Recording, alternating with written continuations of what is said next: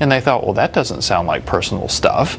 And some of these names were names like Dennis McDonough, the chief of staff in the Obama White House. So that has made a number of members of the House Judiciary Committee very suspicious of what they're getting from Congress, from the Justice Department on this. Now, the bigger picture is they have been trying to find out in how far knowledge of things like the Trump dossier, the allegations in the Trump dossier, how far did that go up the chain in the Obama administration? Remember, we first thought it was just a few people at the FBI. Then it went higher in the FBI. Then it was the State Department. And now it looks like the White House, too. And the context for this is the most tense and significant presidential campaign of our lifetimes, where everything kind of hung in the balance, including the Obama legacy. So I was just watching another channel where a very famous lawyer on CNN was telling us that you'd really have to be a nutcase to find any of this interesting, their conspiracy theories. Why wouldn't ordinary Americans of any political persuasion have an interest in knowing if one party is using intel agencies to spy on the other?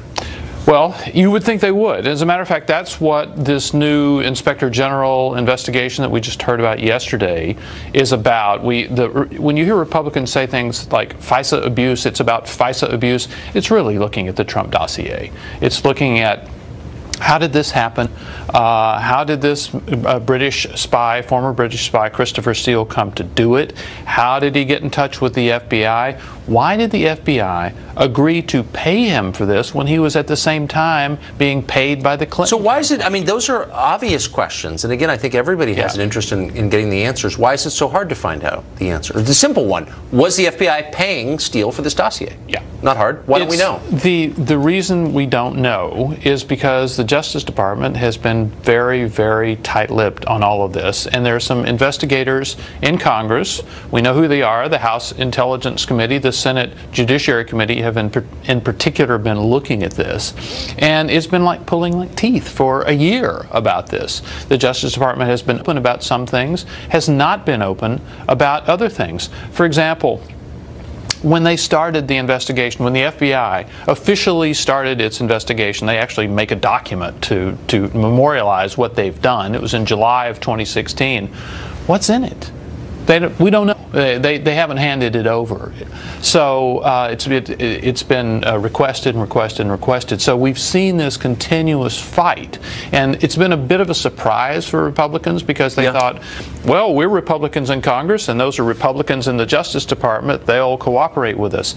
I think what we've learned is the institutional prerogatives at the FBI, the Justice Department, maybe are more powerful than they any other factor. supersede partisanship. That's right. But as the Washington Post reminds us, democracy dies in darkness, and we have a right to know. Thank you very much, Byron. Thank you, Tucker. Meanwhile, the sheriff of Orange County, California, is at war with the California state government. Sheriff Sandra Hutchins was on the show earlier this week, says she wants to help catch illegal immigrants. ICE is trying to do that. She's being prevented from doing that by the state. She's now being menaced with a lawsuit or even arrest. Fox's Griff Jenkins is in Southern California tonight on this story. Griff? Hey, Tucker, I think it's safe to say that California is the unofficial headquarters of the anti-Trump resistance movement, but the president does have some allies here, especially in conservative Orange County. Earlier this week, the County Board of Supervisors voted to join a Trump administration lawsuit against California's sanctuary state law, which has become very controversial. I had a chance to talk to a Republican supervisor, Michelle Steele, who voted to join the lawsuit. She says that while the county resolution is popular, not everyone is happy. Over 90% overwhelmingly supporting that what we did. But there's a few people that, you're the racist. I've never heard I was a racist. I'm a first generation Korean American, and, that was the first time I heard.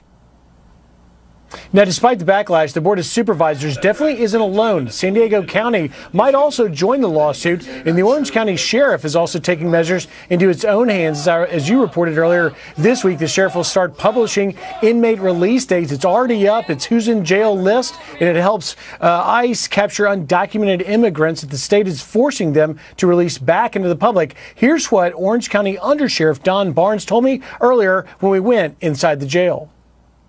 We're concerned about our inability to hold people here through some legislative changes in the state in the last several years, I think the nation will be shocked to know that we're releasing thieves, drug addicts, drug possession, some of these crimes that normally are high-ranking, high-level crimes, but because of some other legislation, they're now misdemeanors.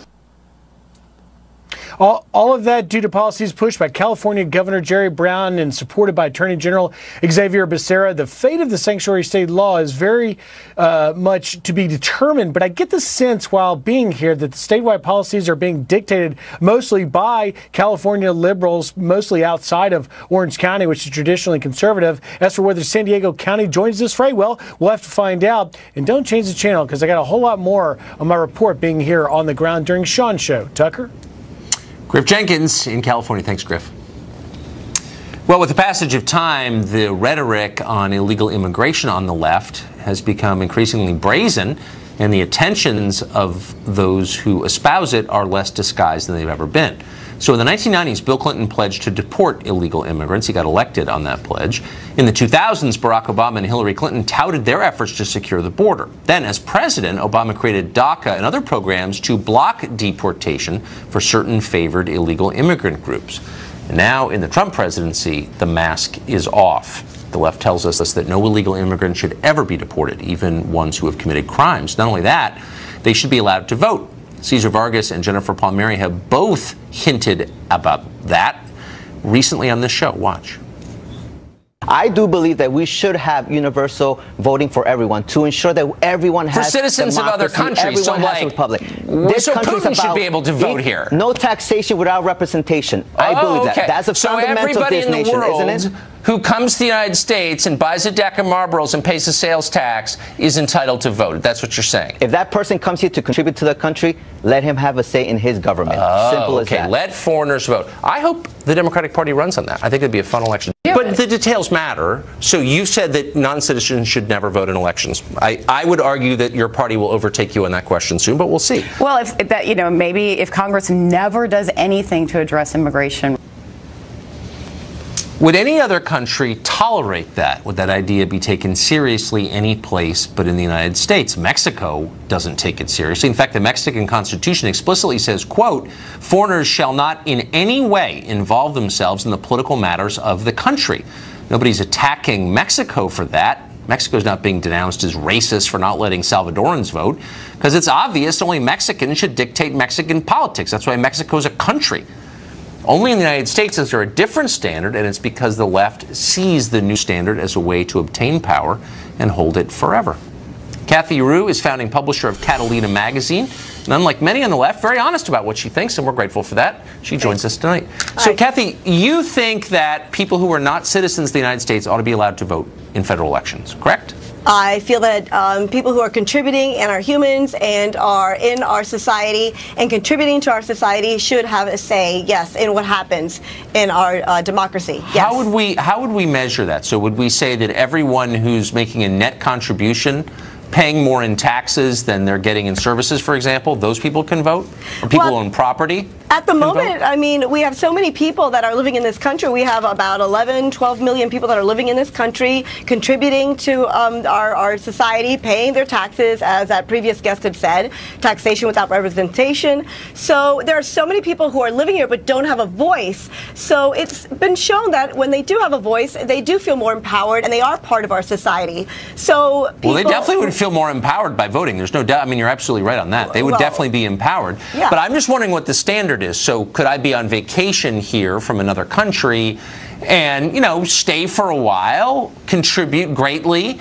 How long would I have to stay in order to be able to vote? Well, I mean, I think it goes state by state. And I think Maryland right now has a few cities that allows undocumented people to vote. So I would wonder how Maryland's doing it. And that's not California, that's Maryland. So I would say maybe we adopt what Maryland's doing in other states. So if foreigners should be allowed to vote in our elections, why shouldn't residents of Mississippi be allowed to vote in California elections? Exactly. We should. I mean, the United States is the United States. So, yeah, if I'm a Floridian and I'm visiting New York, so why can't I vote in New York? Absolutely. I think we should be able to vote wherever we happen to be. Yeah. Should we be able to vote in Mexico?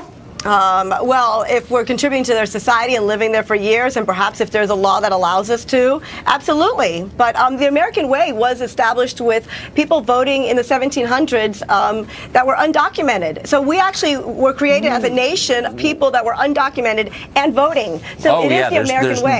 It was, a nation of illegals for sure. But let's just get back to Mexico. So their constitution says, illegal, undocumented. That's kind of a hybrid of the two. But their constitution says that foreigners are not allowed to participate in any way in their politics. Isn't that racist? Well, I mean, but America is not racist. That's what makes America so beautiful. America is a melting pot. So that would only make sense that we would allow people who are contributing to our society to vote. So that would make sense. Okay, but then why are we upset about Russian influence in our elections then? Isn't that kind of what we want? I mean, there are a lot of Russians living here, Russian diplomats living here, long-term living here. Kislyak, the longtime ambassador here. I don't think the Russian collusion was people contributing and then going to the polls and caring about their school Wait, but hold on. systems. Wait, why should we, I'm confused. Why should we be worried about foreigners influencing our election on the one hand if you're calling for foreigners to influence our election on the other? Well, these aren't foreigners. These are people who are living here, working here. Their children are in our schools. They're going to our hospitals. I mean, places where now Trump has ICE visiting to pick up people who are undocumented. Wait a second. I'm trying to track this because I want to take it seriously, and I do think this is the next frontier in liberalism. I think the Democratic platform will reflect what you're saying probably very soon. The next frontier in America. You mean the future? Oh, there's no doubt. Yes. Yeah, that's absolutely the future. But so Ambassador Kislyak, the Russian ambassador, spent I think like 20 years here. I think his kids grew up here. Certainly a big contributor economically to the city of Washington. Why should I be upset when he votes or influences our politics? Well, by this standard. There's so many people that we are sad that vote, right? But I mean, unfortunately, we don't have people voting that should be voting. We only have, I think, 59% turnout voting right now. So people who do contribute and are great people and contributing should be allowed to vote. So maybe if we get more that would include voting, good. Well, I'm glad we can give up on the Russian collusion narrative. It was dumb from the beginning, and now I feel good about it because you know what? They're just transitory Americans, undocumented Americans, which I love. No, Kathy, yeah. Great to see you, Kathy. Thank you. Good to see you. Yep. The left says it wants a national conversation on guns, which is, of course, a lie. That's the last thing they want. They want you to be quiet so they can impose their will on you. But let's say they did want an honest conversation. Why wouldn't they honestly state whether they want guns seized from law-abiding American citizens? That might be the beginning of an honest conversation. We'll tell you next.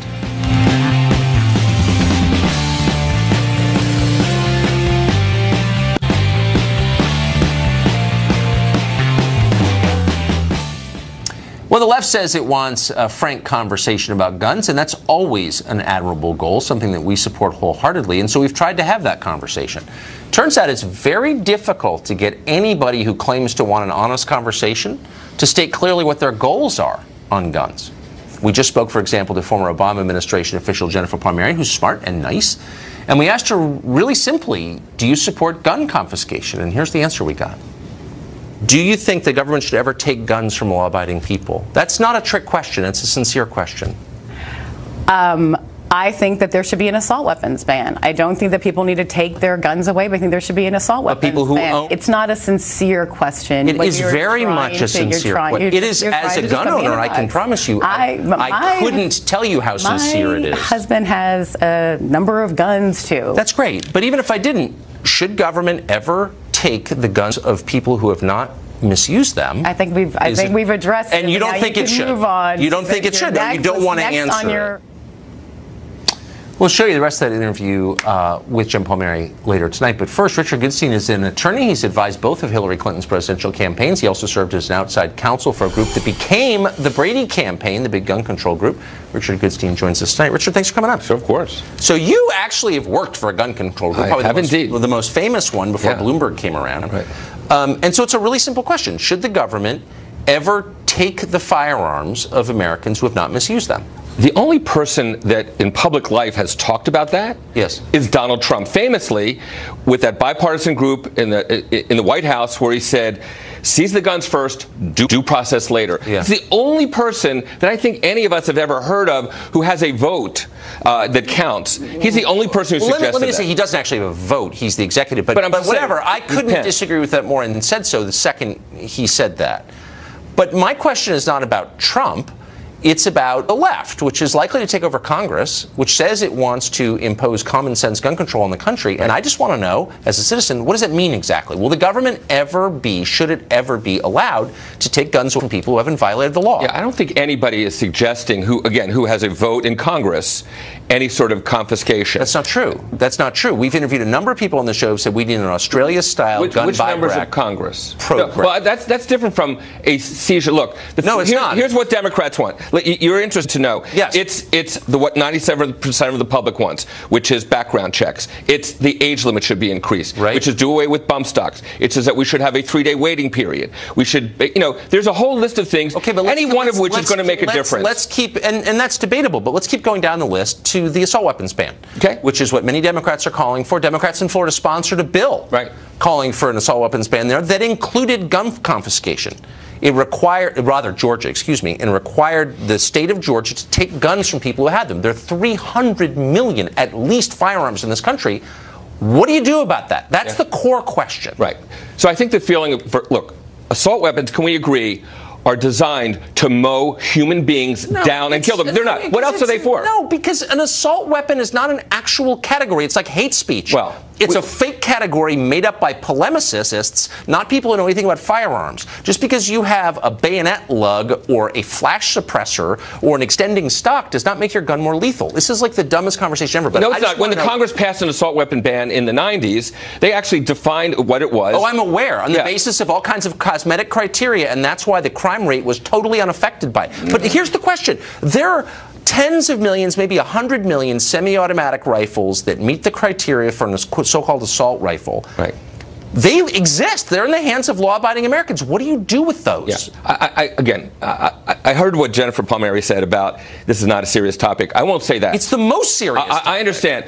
I'm saying the only reason you're throwing that out as a possibility, because, again, nobody in the United States Congress is proposing that, is because everything else is caving in on kind of the Trump White House and so forth. So let's get the base riled up by talking about confiscation. It's not the base. Hold on. If you say we wanted a ban on assault weapons, what does that mean? This is what all the kids lecturing us on television don't want to talk about. You don't want to talk about it, Jen Palmieri. Oh, I'm happy to talk about it. What does it mean? Does it mean that you can't buy them? What if you possess one? Can you keep it? Can you give it to your son? Can you buy the ammunition for it? These are the questions that matter. So Nicholas Cruz mowed down a bunch of students in Florida with a gun he could not have acquired in Connecticut. So Connecticut has figured out a way to pass a statute that would have actually kept Nicholas Cruz from buying the gun. You call it what it is, but everybody else calls it an assault weapon. You're dodging my question, which is what do you do with the rifles already in circulation? There are tens of millions of them. That's a problem. Each one, that's a problem. What do you do to solve that problem? I think the answer is, and again, that's what the study of the kind of whether the assault weapons ban worked or not said, which is the longer it's in effect, the longer, basically those guns kind of wear out, or they kind of rust out. There's no great solution, and so again. Do you think it's in something that we should talk about, taking them away? No. I'm not. You never take them away. So you ban the sale of them. Do you ban the transfer of them? Can I give one to a member of my family? Everything that I suggested, which is going to be part of the Democratic agenda, will move the needle a bit. An assault weapons ban, and you basically can quibble with how we define it, but I think it's beyond argument that the assault weapons ban will move the needle a bit. But I don't know what that means. That's the point. I don't know what the definition of it is. And that's why would I agree to something that you refuse to explain? Well, that's what makes me nervous, when people are not straightforward. Did the guy in Las Vegas use one? Yeah, I think he did. Did the Pulse nightclub use one? Yes. Did Parkland use one? Yes. I mean, the fact is we know millions of law-abiding Americans use them every day. Yes. To mow people down? No, for sport, for hunting, for self-protection. They don't use it for hunting. They're not killing deer with assault weapons. They are. No, they're not. And it shows the depth of your lack of knowledge. No, I'm sorry. I'm actually quite knowledgeable. Really? Because the 7.62 is legal in many states as a hunting round, and it's used. Well, the fact is, would people want to do it for sport? They could go to a rifle range and say, let me have that, have my practice, and give it back, just like they would with any other kind of... So we're not allowed to have personal possession? No, you're allowed to, but I'm just saying, if you're desperate to go to a range, we can provide for that. Okay. So there's a high level of social control. That's it. I just want to get that out there, because we should debate this, because we're all citizens here. I think we should debate all the things I mentioned, of which there is 80 to 97% support in the public. This is the big one, and that's why I want to talk about it. And thank you for talking about it. I appreciate it. Happily. The rest of our interview with Jennifer Palmieri is next. Beside guns, she also talked about how sexism is one of the reasons Hillary Clinton didn't get elected, because you're sexist. Mark Stein will join us to weigh in on that. Stay tuned. Administration and Clinton campaign communications director Jennifer Palmieri came on the show last night to talk about her new book, Dear Madam President, as well as the profound changes that have taken place in the Democratic Party that she has served for 25 years. We ran out of time last night, but our conversation continued after the show, some on camera and some not. She didn't seem to enjoy it very much. I did. Anyway, today she tweeted this. Tucker Carlson tonight is supposed to air a segment about my book. Don't hold out high hopes for it. It was like we were speaking different languages.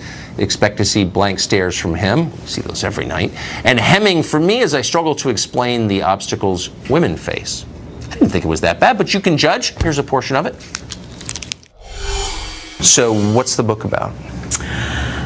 So the book is about, I wrote it, I wanted to be consciously forward-looking. I wanted to be consciously optimistic. So I said, I want to write not a book about the campaign. I want to write a book of advice about, based on, I had two experiences, what I learned watching a woman running for president and the obstacles that I think still exist for women. And I wrote it as a letter to the first woman president because I wanted everyone reading it to believe that's what they could be.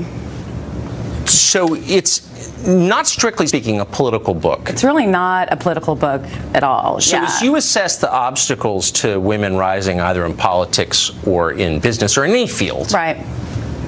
Was it exclusively men? Was it other women? Was it a combination? It is, I think I did not go into Hillary's campaign thinking that it was a big deal to elect the first woman president or that it was going to be hard, okay? I feel like I've had a great career. I've had men and women both that supported me, great mentors, and I thought we had equality. But there is a question about women and ambition that exists. When Hillary was a senator, right? She was really popular. People liked her a lot in that job. When she was Secretary of State, she was really popular. People liked her in that job. When she was a candidate for Senate, she wasn't as popular. She confounded them. And I think it is because she has always been a woman who was stepping out of roles that women traditionally have. I mean, do you believe that the hatred that exists for Hillary Clinton is rational?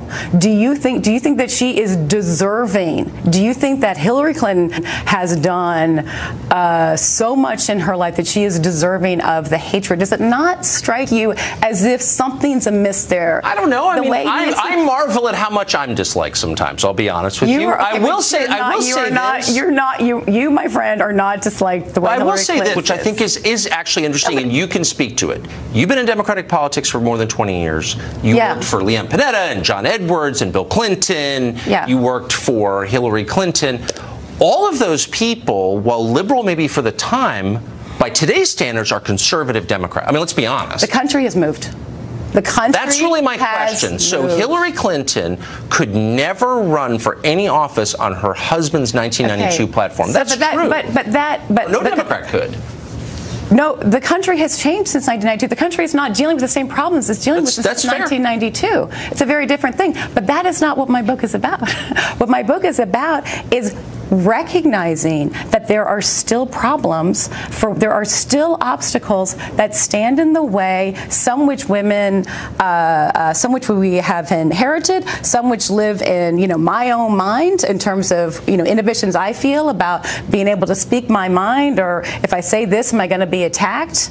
And what I am doing in the book is saying, don't worry so much about whether or not you think your your perspective matters. Let me promise you that it does. Let me promise you you have something interesting to say. Let me promise you if you're a woman at a table and there's mostly men around you, your perspective is more important, not less. Like, those are the lessons that I had to learn in working in a White House. Jennifer Palmieri, thank you for that. Thank you, Tucker. We tried to be fair in the way we presented that. It was a very long conversation, so if you want to hear more, it's on our Facebook page, which is Tucker Carlson Tonight. Leave a comment if you're there. It'll go up also on foxnews.com. For a reaction to what you just saw, author and columnist Mark Steyn joins us. Mark, that conversation got me thinking about, she asked, I thought actually a pretty good question, which is why do people dislike Hillary Clinton so much? And I think I actually thought about it because Hillary is not the most offensive on policy among all Democrats, but she grates. Why is that? And I think it's because there's this weird thing that she does where she sells herself as a very strong figure, and I think she is tough, actually. It's one thing I like about her. And then when attacked, immediately retreats into the victim pose. You can't say that I'm a woman, you're sexist. And you just sort of think, that's unfair. That's not good sportsmanship. Like, pick one. Are you ferocious and tough, or are you weak and persecuted? Does that bother you? Yeah. Yeah, I think that's actually the problem. But that duality, as it were, I think derives from her role. She's not only someone who's a politician in her own right, but she was also for many years, and this is how she came to national prominence, the spouse of a prominent politician. And I think that's the difference. When you look at, I was struck by the subtitle of Jennifer Palmieri's book, An Open Letter to the Women Who Will Run the World. Well, actually, outside the Democrat Party and outside America, women do run a lot of the world. I don't happen to agree with them. I mean, Angela Merkel has single-handedly wrecked Europe by letting in millions of phony baloney refugees. Theresa May is going all super wobbly on Brexit. But what they're not is the wife of the previous guy, which doesn't pass the smell test. Well, and you can't shatter the glass ceiling when you're doing this Latin American Eva Peron thing. That's such a good point. But shouldn't it be off limits, just as a matter of fairness, to pose as someone who's tough and decisive, and then when questioned, as you would question anybody who seeks to have power over you, whip around and accuse the person of bias for asking a conventional question? Like, that shouldn't be allowed. No, and again, I think what's interesting to me is that the rest of the world has moved way beyond this. So all this talk about how America is uniquely sexist, I don't get. I sat in the Australian Parliament during Prime Minister's Question Time and watched Julia Gillard, a Labour Prime Minister who I don't happen to agree with, and Julie Bishop, the Deputy Leader of Her Majesty's Loyal Opposition at that time, clobbering each other back and forth.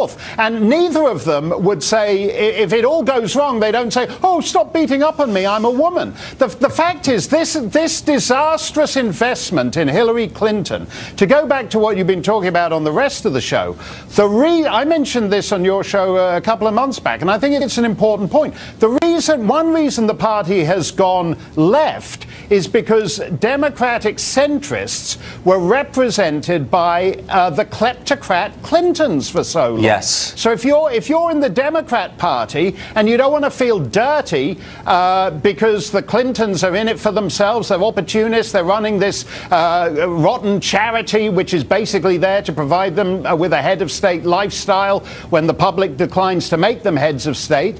If you're a Democrat, the left is the comparatively clean side of the party. Totally right. It's totally right. They discredited by their sleaziness centrist politics.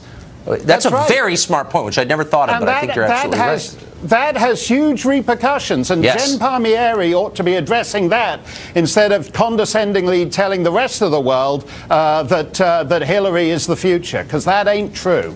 Very smart. Mark Steyn, as always, thank you. Thanks a lot, Tucker. Our biggest state, California, is in steep decline, free fall, but leaders there are focused on helping people who shouldn't be in the country in the first place. Can California be saved?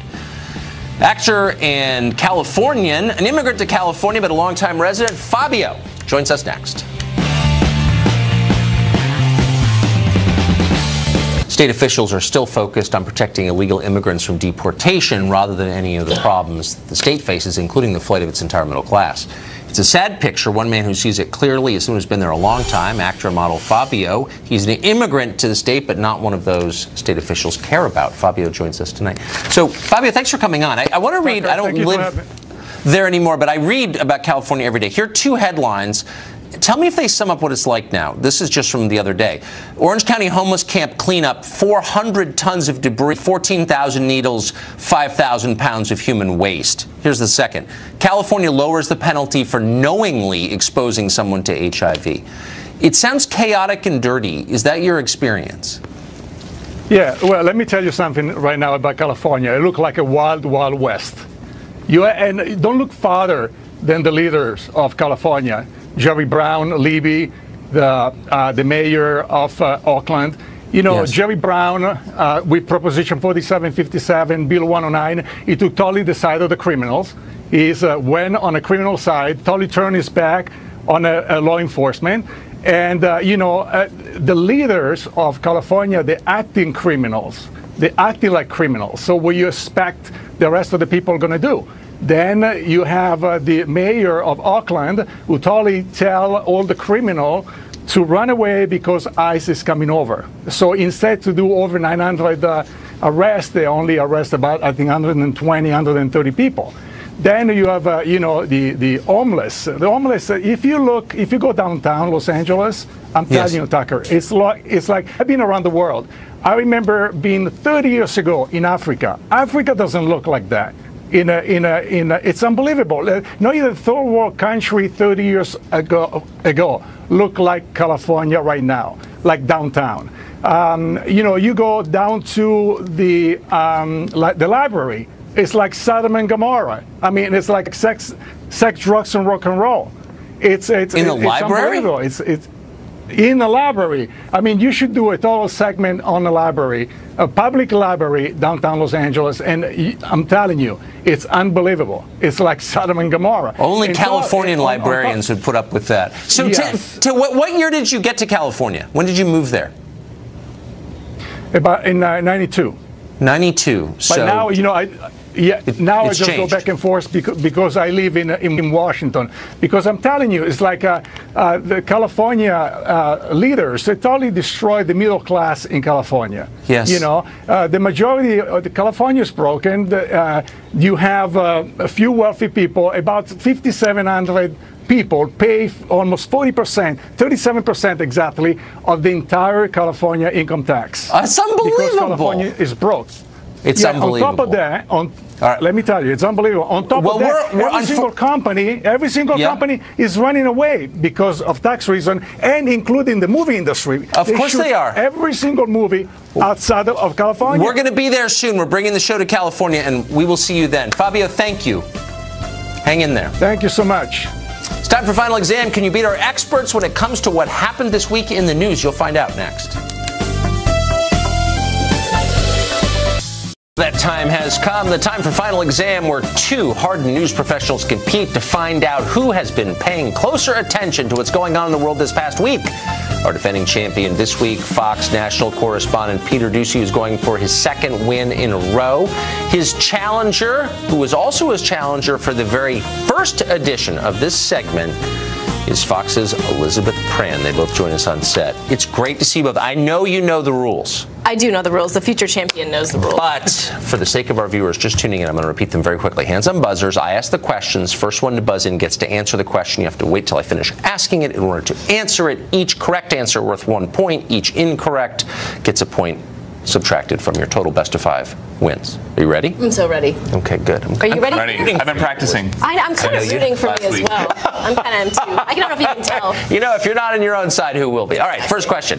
Which Democratic senator chastised Hillary Clinton this week for saying that voters from her state are looking backward? Peter Doocy.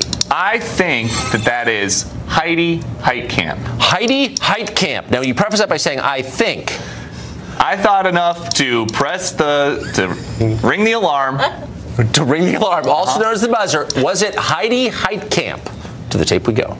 Missouri Senator Claire McCaskill slamming Hillary Clinton for her recent remarks I was just there on why she lost the 2016 election. It felt like she was criticizing Missouri voters, and I would draw, talking about drawing a line, I would draw a line there. I have great respect for Missouri voters, and there are a lot of reasons they voted for Donald Trump, some of which I completely understand. So the Missouri senator has complete respect for Missouri voters, not for North Dakota voters, though.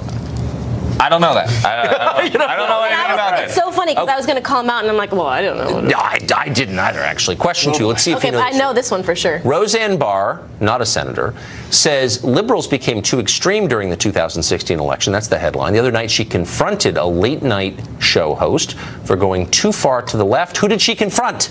I want to say Elizabeth Pran. Stephen Colbert? Stephen Colbert. Did she confront Stephen Colbert? Jimmy Fallon. I think. I'm shocked because I know you were a very liberal, socially liberal person in general. That was kind of, yeah. I mean, I'm still the same. You all moved. We did. You all went so far out, you lost everybody. I didn't say Stephen Colbert. I said Jimmy Kimmel. You did. It just sounded. It just sounded like this S and the J. Well, both are kind of French names. Okay, so for the first time in the history of the show, we now have -1 to negative. Is that really the first time this has ever happened? Yes, that's true. It's the first time it's ever happened. Okay. No one's ever done this So before. we're kind of winning. We have 3 more. Someone can get to 0 if we try hard. Question 3. There is an object in space right now. It's the size of a school bus, and it's falling to Earth even as we speak. There is a slight chance it could hit the United States. What is that object? Elizabeth Pran. Chinese space station? It's a Chinese space station. Is it a Chinese space station? The Chinese space station is heading for Earth after losing communication from an 18,000 I'm done. Can we go? Are we done? Are we done? About 3 years ago. When did you know it this weekend it's going to come down somewhere? Most of it will burn up. About 10 to 40% of it will reach the Earth. There you go. This is the only one I'm going to get right. So are we done? Taking the lead at 0. Are we done? We're not. We have 2 more. You can get into positive territory. You can too, actually. The game's still wide open. 2 more questions. Number 4. Which former president has gone viral online after being filmed dancing enthusiastically at a family wedding? Oh, wait. It is George W. Bush. George W. Bush. Yes. Says Peter Ducey. Roll the tape, please. Former President George W. Bush is going viral after tearing up the dance floor at his nephew's wedding. Watch this.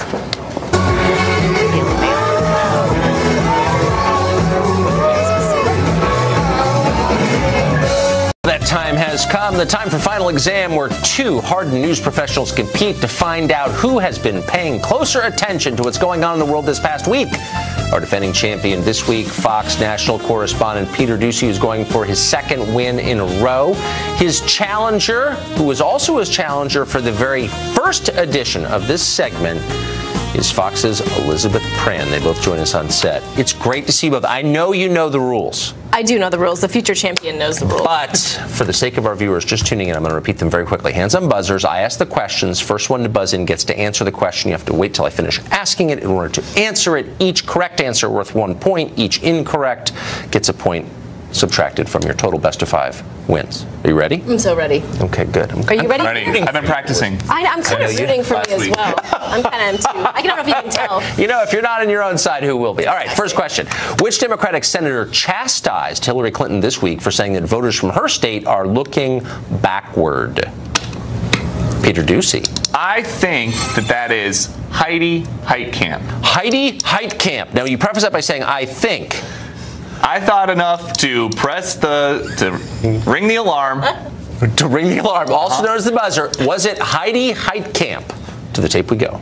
Missouri Senator Claire McCaskill slamming Hillary Clinton for her recent remarks I was just there on why she lost the 2016 election. It felt like she was criticizing Missouri voters, and I would draw, talking about drawing a line, I would draw a line there. I have great respect for Missouri voters, and there are a lot of reasons they voted for Donald Trump, some of which I completely understand.